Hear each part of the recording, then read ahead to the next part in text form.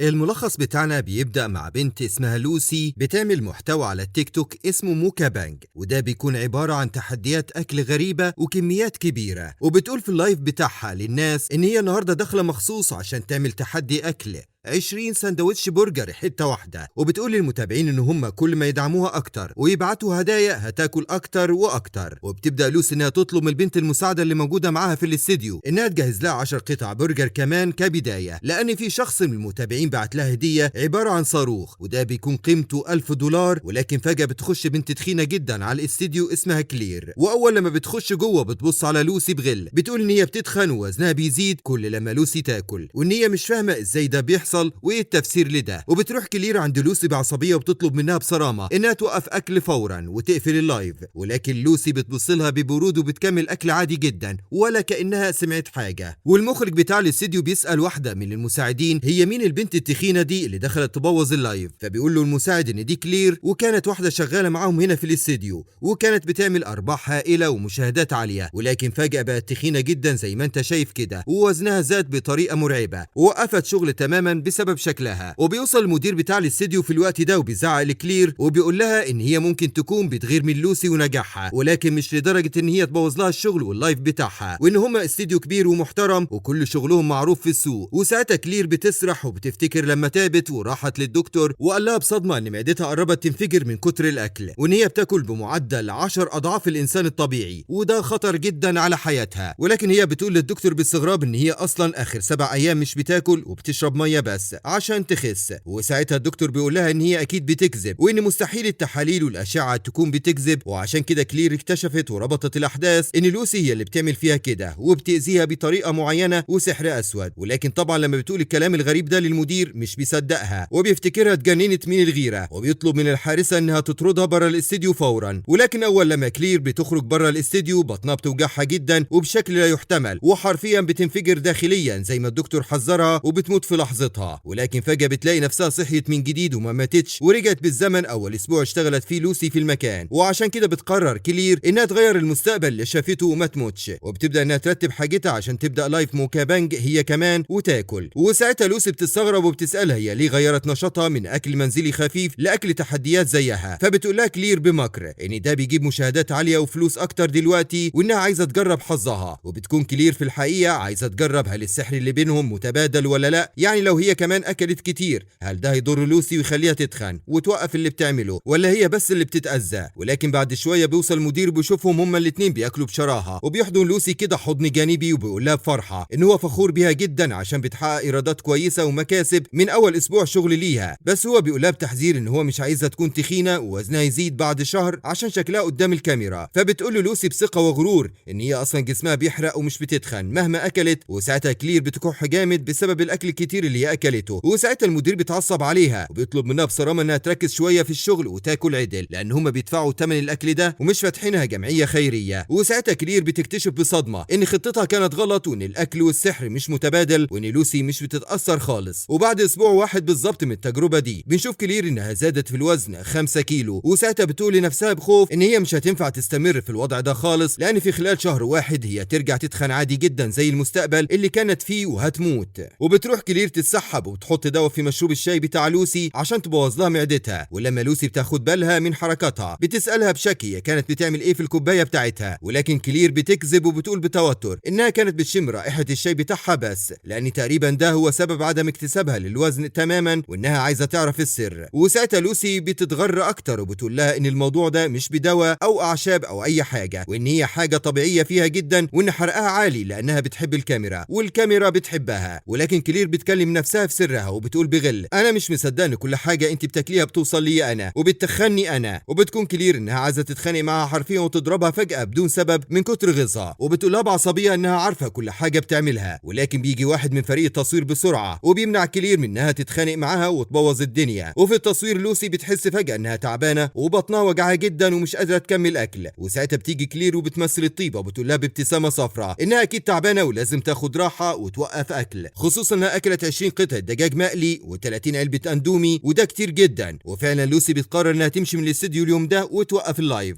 وبتكون دي هي خطة كلير، وبتكون مبسوطة جدا انها نجحت توقفها. ولكن فجأة كلير بتحس انها بتتخن وهي واقفة حرفيا وهدومها بتضيق عليها، وبتفتح اللايف من تليفونها وبتلاقي ان لوسي ما روحتش ترتاح وراحت مطعم شعبي جدا وبتاكل هناك مع الناس تحدي جديد. وطبعا المطعم قدموا لها اكل كتير جدا حامض وحار ومليان دهون، وبيكون الاكل كله دسم جدا، وعشان كده كل الاكل ده بينتقل لبطن كلير وهي اللي بتتخن. ولوسي بتشكر كل المتابعين في اللايف على الاعجابات والدعم اللي جات لها. وتاني يوم كلير بتوصل على الشركه وهي زعلانه، وبتلاقي ان كل المدح والكلام الحلو رايح للوسي، وان هي قادره تتحكم في اكلها وفي وزنها مع كميه الاكل دي. وبتخش طبعا كلير اللي بيبداوا زمايلها انهم يتريقوا عليها وبيقولوا بسخريه انها مش محافظه على وزنها وانها تخنت جدا. ولوسي بتحاول انها تبين نفسها كويسه وملاك، وبتقول لكلير بشماته انها لازم تاخد ادويه وتعمل دايت عشان خاطر تتحكم في وزنها اللي بيزيد ده. والكل في المكان بيتريقوا على كلير وبيقولوا انها مش قادره تستوعب ان في حد بقى اشطر منها واخد مكانها، وبيكون قصدهم طبعا على لوسي. وبيجي مدير المكان وساعتها بيقول لكلير بعصبيه انه عايزها تبص كويس قوي في بياناتها وملايين المشاهدات اللي وقعت الشهر اللي فات، وان هو بسببها خسر 50,000 متابع من القناه، وان هي بقى دلوقتي عيب عليهم وشكلها وحش. وبيطلب منها ببرود تسيب الشغل وتمشي، لان دلوقتي لوسي هي رقم واحد عنده في الشركه ومكسباه ذهب. وساعتها المدير بيلاقي ان كلير مش متردده حتى، وبتقول للمتابعين بتوعها في لايف سريع ان هي خلاص هتعتزل وانها مش هتفتح فيديوهات تاني عشان صحتها. ولما المدير بيتصدم وبيقول لها بتوتر انه كان في لحظه عصبيه ومش قاصد يطردها، وانه فاضل سنتين في العقد بتاعها، وان هي كده هتدفع شرط جزائي كبير جدا لو مشيت. بتقول له كلير باصرار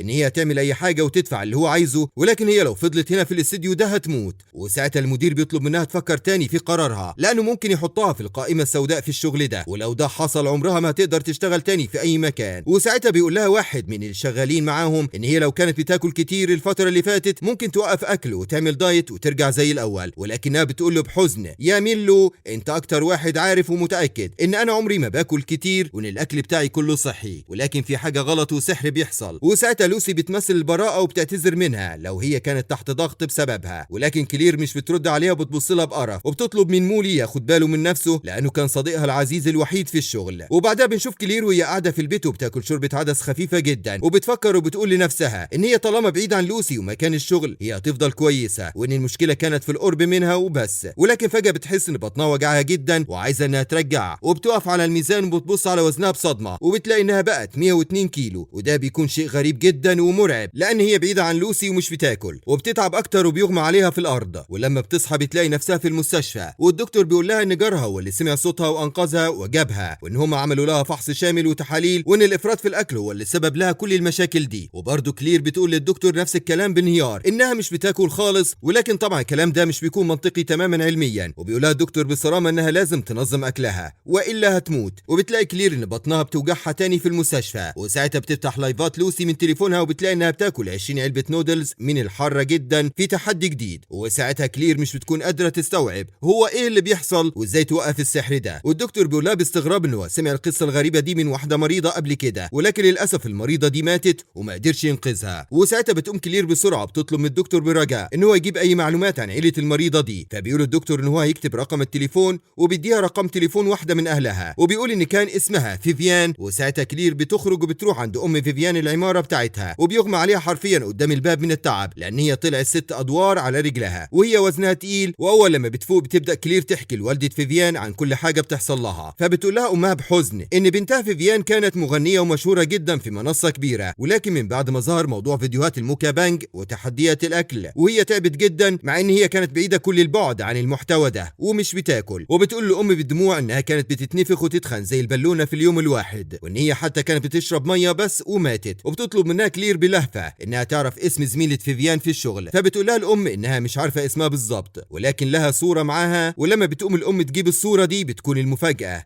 ان هي لوسي. وساعتها كلير بتخرج التليفون بتاعها بسرعه وبتطلب من صديقها ميلو خدمه ضروريه لانها عايزه ترجع المكتب وتشتغل تاني. وقبل ما تمشي الست الكبيره والده فيفيان بتقول لكلير ان هي عندها علاج سري لفقدان الوزن، وان هو دايما بيشتغل وفعال بس هي اخترعته للاسف بعد ما بنتها ماتت، وان هي عايزاها تجربه عشان تخف. وطبعا كلير بتشكرها جدا وبتقول انها تجيب حق بنتها وتنتقم من لوسي. وتاني يوم كلير بترجع الشركه وهي فاقده الوزن بنسبه كبيره جدا ورشيقه، وبترجع زي زمان بالظبط. وبيقول لها ميلو بفرحه ان الناس حكمت على شكلها الفتره اللي فاتت بسبب وزنها الزايد، بس بس هو بيقول لها بخوف ان الوزن ده حاجه ممكن انها تزيد في اي وقت تاني، وهي بتفكر وبتقول له بثقه انها اول لما تقضي على لوسي وتكشفها كل ده ينتهي للابد، وانها في النهايه تشكر ميلو جدا على وقفته جنبها. وفجاه بتيجي لوسي وبتتصدم وبتقول بغل هو انا بتوهم ولا ايه؟ هي مش كلير قدمت استقالتها ومشيت وكانت تخينه جدا، واللي معاها بيبداوا يتريقوا عليها، ولكن ميلو بيدافع وبيقول بصرامه ان هو اللي جابها ترجع وانها ترجع تشتغل من جديد وتكسر الدنيا. ولما بتقول له لوسي باستهزاء ان هي تخسرهم فلوس تاني ومتابعين، لوسي بتقول لها بخبث ان الناس فضوليه وهيكونوا عايزين يعرفوا ايه سبب التغيير المفاجئ ده، وانه اكيد عشان ولا ما كان عايز يشغلها، فرجعت تتذلل وبتتريق عليها لانها بتتخن بسرعه جدا. والولد المصور بيقول بسخريه ان كلير كانت قربت تنفجر من التخن، ولوسي بتقول بغرور ان هي حققت ملايين المشاهدات والفلوس الفتره الاخيره دي، ولكن هي سمعت ان كلير في اخر فتره لها كانت ارقام بثها انخفضت بشكل كبير جدا، وقعت مع كل الشركات اللي هي كانت بتتعامل معاها، وان المدير كان زعلان جدا منها. وبيجي المدير في الوقت ده مش بياخد باله ان كلير موجوده اصلا، وبيقول للوسي بفرحه تحضر نفسها وتتجهز عشان في لايف مهم النهارده هتخشه مع اكبر الشركات في المدينه. ولما المدير بيلاقي ان كلير موجوده بيسالها بعصبيه هي بتعمل ايه هنا، فبتقول له كلير بقوه انها جايه عشان عقدها لسه ما انتهاش وانها تستمر في واجبها وشغلها. وساعتها المدير بيقول لها ببرود انه مش هيلعب معاها وان هي لازم تاخد قرار واحد وتمشي، ولكن ميلو بيطلب منه برجاء ان هو يديها فرصه اخيره وهي تقدر ترجع للمسار الصحيح وتجيب مشاهدات، وانه لازم يفتكر انها كانت اول واحده تنشر القناه وتكبرها. فبيقول المدير ان الفتره الاخيره هي كانت بتخسرهم فلوس وان هم مش مؤسسه خيريه عشان يصرفوا عليها. فبتقول كلير باصرار انها مستعده تدفع الفلوس اللي هو عايزها من جيبها عشان خاطر تطلع لايفات زي زمان وتثبت نفسها. فبيقول لها المدير انه طالما كده ممكن يديها فرصه شهر واحد، ولكن بشرط تعجيزي، وهو انه لازم تكسب خلاله 500,000 متابع جديد. وساعتها كلير بتوافق بتحدي وبتقول انها كمان هتجيب اكتر من الرقم ده. وبعدين بتخش المكتب هي وميلو، وبيقول لها ميلو بخوف انه مش عايزها تخش في المحتوى بتاع لوسي وتتحداها لانها مش هتقدر عليها وعلى سحرها، بس هي بتقول له انها مش هتقدر تشرح له الموقف بالظبط ايه اللي بيحصل، ولكن هي مش عندها اي خيار تاني غير المواجهه. وبعدها هو بيتكلم معاها بتيجي لكلير ذكرى قديمه مع لوسي، وهي انها خدت منها دبوس شعر هديه، ومن وقتها وهي تعبانه ووزنها بيزيد، وان برضه فيفيان في الصوره كانت لابسه نفس دبوس الشعر ده، وعرفت ان هو ده سر السحر. ولكن قبل ما تشيله من شعرها بتخش لوسي وبتقول بغرور ان هي مش عايزاها انها تتقاسم الاستوديو مع حد، وبتروح تبدا اللايف بتاعها وبتقول للمتابعين ان هي في ناس بتشكك فيها، وبتقول انها مش بتخلص الاكل وبترميه او حتى بتاخد ادويه عشان خاطر تفضل في وزنها وما تتخنش، بس هي بتقول لهم ان ده كذب، وانها بتروح جلسات تدريب اسيا عشان خاطر تقدر انها تحافظ على لياقتها. وساعتها بيطلب منها المدير تبدا الاعلان للمنتج، ولكن في الوقت ده كلير بتبعت لها طلب على اللايف عشان تبدا معاها لايف مشترك وتتحداها. ولكن قبل ما تبدا كلير تاكل بتشيل دبوس الشعر الملعون من شعرها، وساعتها لوسي بتتضايق جدا وبتتوتر، ولكن طبعا كلير بتسالها بخبث هي متضايقه ليه، وبتقول لها هي شعرها واجعها ومش عايزه تلبس الدبوس. وبتبدا كلير انها تقول للناس ان هي اللي حضرت الاكل بنفسها عشان التحدي، وبتبدا لوسي انها تاكل عبوات كتير من النودلز الكوري الحار جدا، وبعدها بتخش كمان في اكل راس ماعز مع الصلصه السريه، ومش بتكون قادره كلير انها تستوعب ازاي لوسي بتاكل كل ده عادي من غير ما تتعب. ساعتها لوسي بتقول لنفسها في سرها ان كلير غبيه جدا عشان فاكره انها كده تقدر توقفها وتكسبها. واول لما بتبدا كلير انها تاكل بطنها بتوجعها تاني، ومش بتكون قادره تفهم هو ليه الاكل لسه برضه بينتقل لها مع انها قلعت الدبوس. وبتستوعب كلير بصدمه ان ممكن الدبوس اللي في شعر لوسي نفسها لسه بيأثر عليها وعامل ربط بينهم، وعشان كده كلير بتقوم من مكانها وبتسيب اللايف وبتروح تهجم وتشد دبوس شعر لوسي بقوه. وطبعا الكل في الاستوديو والمتابعين بيقولوا ان كلير اتجننت تماما، وبيطلب المدير الامن فورا لها عشان يطردوها. ولكن ميلو هو الوحيد اللي بيدافع عنها وبيقول للمدير انها بس فقدت السيطره على مشاعرها وان هم لازم يستحملوها لانها كانت صديقتهم ونجمتهم. وساعتها لوسي بتمثل المسكنه وبتعتذر من المتابعين بدموع تماسيح، وبتقول لهم ان في حاجه غلط حصلت، بس وهي بتعتذر منهم بتمثل انها اغمى عليها، وبتبدا انها تلوم كلير على كل حاجه قدام الناس وانها بتعمل كده عشان غيرانه منها عشان هي انجح واشطر. وطبعا دي بتكون طريقتها التانيه عشان تهرب من التحدي وما تكملش اكل. وبتقول لوسي للكل انها بتطلب منهم النهارده يسامحوها لانها تعبانه ومش هتقدر تكمل في التحدي ده، ولكن بتعرض المنتجات بتاعه شركتهم بسرعه وبتقول ان هم لو اشتروا واحده ياخدوا واحده هديه عشان تبيع. وساعتها المدير بيقرر بصرامه ان كلير مش هتكمل في الشركه بتاعتهم للابد، وبيطلب من الامن ان هم يطردوها بره بالاجبار. وقبل ما كلير تخرج المدير بيقول لها باسوا انها لازم تاخد لوسي قدوه لها في حياتها وتتعلم منها لانها فاشله ومش ناجحه زيها. وبيقفلوا اللايف على حجه ان لوسي تعبانه ومش هتقدر انها تفتح لايفات اليومين دول وتكمل شغل. وبعدها بنشوف لوسي وهي في الحمام لوحدها وبتقول لنفسها بغرور ان الغبيه دي كانت هتبوظ لها خطه، ولكن بسببها هي بقت مشهوره وعندها فلوس كتير. وفجاه بتلاقي ان كلير داخله عليها الحمام وهي معاها سكينه، وبتقول لها بخوف مصطنع انها مش عايزاها تتصرف بجنون وهي في الحمام، وانها لو عايزه اي حاجه تقدر تعملها لها، بس عايزاها انها تسكت شويه كده وتفهم الموضوع وتنزل السكينه. فبتقول لها كلير بانهيار انها عايزه تفهم هو ازاي ده حصل، انها تاكل والاكل يوصل لها هي وتتخن، وانها مش بتلعب معاها، وان هي دلوقتي ممكن تاخدها للجحيم وتقتلها. فبتقول لها كلير بوجع ان هي في خلال نص شهر حصل لها الكبد الدهني والتهاب في البنكرياس وكمان امراض في القلب، وان كل ده بسببها هي وسحرها، وانها دلوقتي من حقها تعرف هي عملت فيها ايه بالظبط. فبتقول لها لوسي ببرود واستفزاز انها واضح كده عليها اذكى من فيفيان المغنيه، وبتقول لها ان هي مش بس كسبت الوزن وخسرته، لا هي كمان قدرت تكشف خطتها وتفهم اللعبه. فبتقول لها كلير بتهديد انها تنزل السكينه دي عشان ممكن تتعور، وبتكون بتقولها بتريقه، وبتقول لها ان هي نجمه من الطراز الاول، وان اي حد في الشركه دي هيعرف القصه اللي هي بتقولها هيقولوا عنها غبيه ومجنونه ومحدش هيصدقها، وانها لازم تفكر مرتين قبل ما تقول اي حاجه. وبتقول لها كلير بغل انها مش مصدقه واحده زيها بتخاطر بحياه الناس عشان خاطر هي تنشهر وتجمع فلوس، وبتزنقها في الحيطه وبتحط لها السكينه على رقبتها، وانها مش عايزاها تلعب معاها اللعبه دي تاني وتوقف سحر. وطبعا في الوقت ده الكل بره بيسمع الصوت والزعيق، وعشان كده بيجوا وبيدافعوا عن لوسي وبيمسكوا كلير يبعدوها، ولكن ميلو هو اللي بيجي يساعد كلير كالعاده ويهديها. بس طبعا لوسي بتمثل المسكنه وبتقول للمساعده بتاعتها تفتح لايف بسرعه، وبتطلع لوسي بدموع التماسيح تقول للناس قد ايه كلير مش كويسه وحاولت تقتلها. وطبعا الكل في اللايف والاستديو بيكون متضايق من كلير وبيقولوا عنها بنت مجنونه وحقوده وان هم مش عايزينها، والمدير بيقول لكلير بعصبيه ان هو يوقع عليها عقوبه قاسيه وان هي تدفع تعويض مادي كبير عشان خاطر لوسي. وبتقول لوسي للناس في اللايف انها مش هتقدر تظهر بالندبه اللي في رقبتها دي وعايزه انها تاخد بريك من الشغل. ولما بتقفل اللايف والكل بيخرج عشان يسيبهم يعتذروا من بعض، لوسي بتبص لكلير بشماته وبتقول لها انها صعبانه عليها جدا، خصوصا ان بطنها بتنفجر من الوجع بعد كل وجبه هي بتاكلها، وان هي فخوره بيها عشان خست ورجعت رشيقه، ولكن هي هتخليها تتخن تاني وتنفجر. ولكن لوسي مش بتقدر انها توقف لايفات عشان الطمع، وبتبدا تاني يوم انها تطلع لايف مع واحد من المشهورين في مجال الاكل، وبيبداوا هما الاثنين في تحدي كبير جدا، والكل بيقول في الكومنتات قد ايه هي جريئه لانها بتاكل طبق اكبر منه مع انه هو مشهور بالاكل، والاثنين بيكونوا بياكلوا بشراهه كبيره جدا. ولكن على الرغم من ان لوسي كميتها اكبر بتقدر انها تخلص اسرع وتكسب، وبتبدا انها كمان تعمل اعلان لهريسه شطه، وبتقول لهم ان هو ده سبب انها بتحب الاكل وانه طعمه دايما بيكون كويس بسببها، وبتقول لهم ان السعر على قد الايد كمان. ولكن بتكون كلير عندها خطه انها تبوظ الاعلان وتنتقم، وبتبدا انها تفتح علب سمك فاسده عشان تخلي الريحه مشمومه بالنسبه للوسي وتتعب على حاسه الشم، وفعلا بتنجح خطتها. ولوسي اول لما بتفتح برطمان الهريسه بتبقى عايزه انها تجيب اللي في بطنها كله وترجع بسبب الريحه اللي بتشمها، ولكن بتفتكر ان كده الاعلان هيبوظ والشركه هتزعل، وبترجع عشان تعمل اعلان بس مش بتقدر، وبتبدا انها تكح جامد وترجع، والمدير بيكون متعصب منها جدا، ولكن هي بتحاول انها تخرج من المشكله اللي عندها دي، وبتقول للناس ان هي بس كانت مخنوقه شويه عشان بتاكل بسرعه، ولما بتيجي عشان تشرب عصير برضه بتحس بنفس الريحه الكريهه وانها مش قادره تكمل، وعشان كده المدير بيتعصب وبيشتكي للمساعده بتاعتها، وبيقول ان هي كده بتعمل مشكله للشركه المنتجه وبتخسرهم. وفعلا كل الكومنتات بيقول انها بتكذب وانها بتقول اي كلام عن المنتج وانه وحش. وساعتها مالك الشركه التجاريه بيتصل بالمدير وهو بيزعق وبيقول ان لوسي بتشوه السمعه بتاعتهم وان هم هينهوا العقد فورا وعايزين الشرط الجزائي، وعشان كده بيقفلوا اللايف خالص، والكل في المكان بيجربوا الصلصه وبيلاقوا ان طعمها حلو عادي وكمان ريحتها كويسه. وبتستغرب لوسي جدا ان هي الوحيده اللي قادره تشم الريحه دي، والكل بيطلب منها انها تاخد راحه لانها اكيد مش قادره تستمر في الشغل لمده طويله وهي تعبانه بالشكل ده. بس هي بتسال بشك عن كلير وبيقولوا لها ان هم مش عارفين هي فين بالظبط، يعني هي بس تقريبا كانت خرجت تشم هوا بره او في الاوضه بتاعتها مش متاكدين. وساعتها لوسي بتخرج وبتشوف ان كلير اصلا بره الاستوديو على بعد تقريبا 20 متر، وبتتهم كلير بعصبيه ان هي السبب في اللي حصل لها، ولكن كلير بتكون ذكيه وبتقول لها ببرود ان هي المفروض تتهم حد لما يكون عندها دليل قوي، ولكن هي دلوقتي بعيده عنها وبيفصل ما بينهم مسافه كبيره، والناس اللي معاها بيقولوا للوسي ان الريحه كانت بعيده، ازاي تتهمها هي انها السبب؟ وحتى المساعده بتاعتها بتقول ان كلير كلامها منطقي، وبتقول لهم كلير ان ده كلام الدكتور وانه طلب منها تشم الريحه بس مش اكتر، لانها لو اكلت هتعمل عمليه جراحيه وهي مش عايزه تبوظ شكل بطنها. وبعدها المدير بيتكلم مع لوسي في مكتبه بيقول لها بعتاب ان كل كومنتات الناس سلبيه عنها وان الخلل البسيط ده محتاج منها تقعد شويه في البيت ترتاح، بس هي بتقول باصرار انها تقدر تعوضهم وبتوعده ترجع اقوى. ولكن طبعا كلير مش بتسكت ومكمله في خطتها، وبتروح لواحد بيجمع الطين والزباله في الشارع وبتطلب منه انها تساعده في شغله، ولما بيرفض وبيقول باستغراب ان هي شغلانه ريحتها وحشه جدا وان هي اكيد هتتضايق من حاجه زي دي، بترفض كلير وبتقول له ان هي هتكون مبسوطه، وبتقول انها كمان مش عايزه اجر، هي بس عايزه تساعده لوجه الله. وفي نفس الوقت ده بتكون لوسي في عشاء عمل مهم مع صاحب العلامه التجاريه اللي رفض انه يكمل معاهم الاتفاق، بس هي بتقول له بمسكنه انها كانت تعبانه امبارح وان هي مش قادره بس تاكل حاجه وده كان سبب التعب، وساعتها بيقول لها بشك انه شايف انها شخص مش بتتخن او بتتعب، خصوصا انها بتاكل كتير كتير، اشمعنى ده حصل لما اكلت المنتج بتاعي؟ فبتقول لوسي بتوتر انها كانت غلطانه وان هي دلوقتي عايزه انها تصلح الموضوع ده باي طريقه، وبتحاول انها تقرب منه وتغريه، ولكن اول لما بتقرب بتشم ريحه وحشه جدا من الطين اللي كلير بتجمعه وبتبدا تكح وترجع. فبيقول لها الراجل بعصبيه انت قصدك ان انا ريحتي وحشه، يعني بتهيني المنتج بتاعي وكمان بتهينيني انا شخصيا، وبيقول انه هيرفع عليهم قضيه تعويض. وبعدها المدير بيتصل بكلير وبيطلب منها تيجي الشركه فورا، واول لما بتروح بيسالها بشك هي عملت ايه في لوسي، فبتقوله ببرود ان هي مش فاهمه هو عايز ايه، هي بتاكل كتير وده طبيعي يجيلها اضطراب في المعده، والكل في الشركه بيقف مع كلير وبيقول ان معاها حق